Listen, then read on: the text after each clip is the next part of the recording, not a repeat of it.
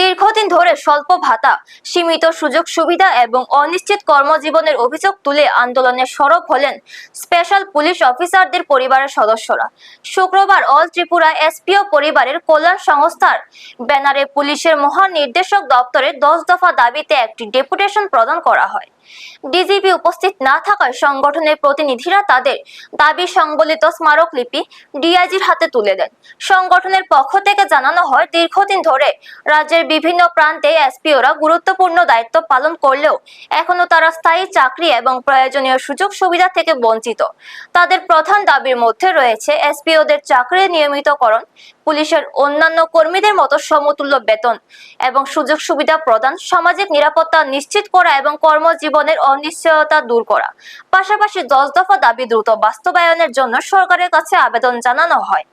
সংগঠনের প্রতিনিধিরা আশা প্রকাশ করেন, সরকার বিষয়টি গুরুত্বের সঙ্গে বিবেচনা করে দ্রুত প্রয়োজনীয় পদক্ষেপ নেবে, যাতে এসপিও কর্মী ও তাদের পরিবারের দীর্ঘদিনের সমস্যার সমাধান হয়।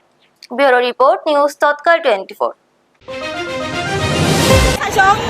বেতন মাসে 11,850 টাকা जों বাইকে সংসার চলেনানে जों চলে উই মায়া জিনে বুঝা কাহাম স্কুলে পড়ে উই মায়া जों তো সরকারি স্কুল পড়ে পাতি जों কলম খাতান দাম পাইনি এখাগো মাইরম এমন তুই দাম जों আসা পাকে মায়া जों নতে হেমারে নাই বেতন जों আপন বাগাই দিনে দিছি সারবে মালানি বাগাই जों অরবো কাছে এসপি সান থানে 6 সিল হারে जों দিছি মালানি বাগাই ফাইও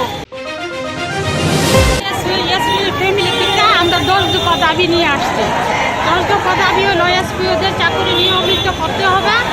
2 নম্বর হলো চাকরির অবস্থা কোনো এসপিও মারা গেলে পরিবারকে পূর্ণ বেনিফিট দিতে হবে।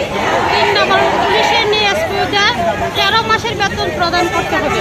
4 নম্বর হলো পুলিশের নিয়ে এসপিওদের ইন্স্যুরেন্স বেনিফিট দিতে হবে। 5 নম্বর হলো পুলিশের নিয়ে এসপিওদের মেডিকেল অ্যালাউন্স দিতে হবে।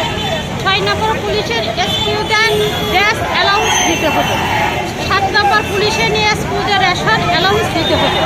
8 নম্বর হলো পুলিশ ডিএসআর ইনক্রিমিটি এর ক্ষেত্রে বয়স সীমা 42 এবং স্পেশাল সুযোগ সুবিধা দিতে হবে। 9 নম্বর হলো পুলিশ নিয়ে এসপিওদের স্কিম চালু করতে হবে।